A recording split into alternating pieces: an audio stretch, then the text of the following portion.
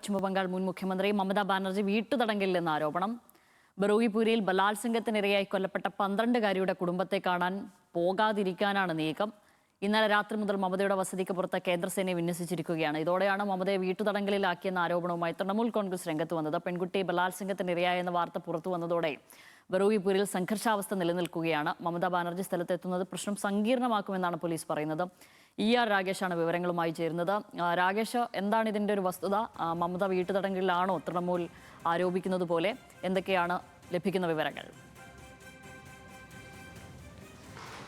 ശ്യാമിലി, നേതാക്കളൊക്കെ കൈവിടുന്ന സാഹചര്യം മമതാ ബാനർജിക്കുണ്ട്. പ്രത്യേകിച്ച് സംസ്ഥാന അധ്യക്ഷ ചന്ദ്രമ ഭട്ടാചാര്യ കഴിഞ്ഞ ദിവസമാണ് പാർട്ടി വിട്ടത്. അപ്പോഴും മമത പറഞ്ഞിരുന്നത് താൻ ഒറ്റയ്ക്ക് പോരാടും എന്നാണ് പറഞ്ഞത്. പിന്നീട് അധ്യക്ഷ പദവി മമത തന്നെ ഏറ്റെടുക്കുകയും ചെയ്തു. അതിന് പിന്നാലെയാണ് ഇപ്പോൾ 24 സൗത്ത് പർഗാനസിലെ ബറൂയിപൂരിലേക്ക് പോകാനുള്ള നീക്കം മമതാ ബാനർജി തുടങ്ങിയത്. കാരണം ശനിയാഴ്ചയാണ് അവിടെ 12-കാരി ബലാത്സംഗത്തിനിരയായി കൊല്ലപ്പെട്ടത്. കാരണം സുഹൃത്തിൻ്റെ പിറന്നാളിന് സമ്മാനം വാങ്ങാൻ പോയതായിരുന്ന കുട്ടി വഴിയരികിൽ വെച്ചാണ് ഇത്തരത്തിൽ ആക്രമിക്കപ്പെട്ടത്. അതിനുശേഷം അവിടെ വലിയ സംഘർഷം ഉണ്ടാവുകയും ചെയ്തു. അപ്പോൾ സ്വാഭാവികമായും അവിടുത്തെ സാഹചര്യം പരിശോധിക്കാൻ അവിടേക്ക് പോകേണ്ടത് ഒരു പ്രതിപക്ഷ പാർട്ടിയുടെ നേതാവ് എന്ന നിലയിൽ ഉത്തരവാദിത്തമാണ്. അങ്ങനെ അങ്ങോട്ട് പോകാനിരിക്കെയാണ് മമതാ ബാനർജി വീട്ടു തടങ്കലിലാണ് എന്ന ആരോപണമായി ഇപ്പോൾ തൃണമൂൽ നേതാക്കളൊക്കെ തന്നെ രംഗത്ത് വന്നിട്ടുള്ളത്. മമത മാത്രമല്ല, ഡോളസൻ അടക്കമുള്ള പാർട്ടി നേതാക്കളും സമാനമായ ആരോപണം പങ്കുവയ്ക്കുകയും അതിന് ദൃശ്യങ്ങളൊക്കെ തന്നെ സാമൂഹ്യ മാധ്യമങ്ങളിൽ ഷെയർ ചെയ്യുകയും ചെയ്തിട്ടുണ്ട്.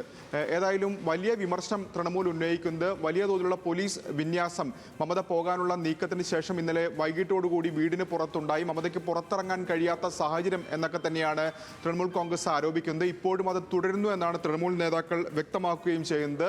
പക്ഷേ BJP ഇപ്പോൾ അത് നിഷേധിച്ചുകൊണ്ട് രംഗത്ത് വന്നിരിക്കുകയാണ്. അങ്ങനെ ആരെയും തടഞ്ഞിട്ടില്ല.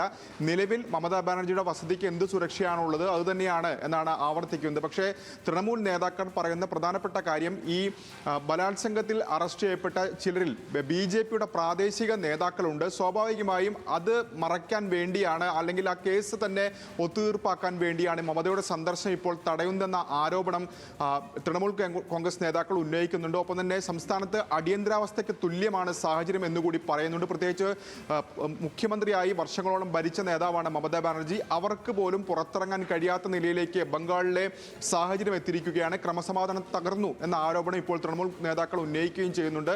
ഏതായാലും മമതാ ബാനർജി അടക്കമുള്ള നേതാക്കൾ പ്രതിഷേധം തുടരും എന്ന് തന്നെയാണ് ഇപ്പോൾ വ്യക്തമാക്കിയിരിക്കുന്നത്.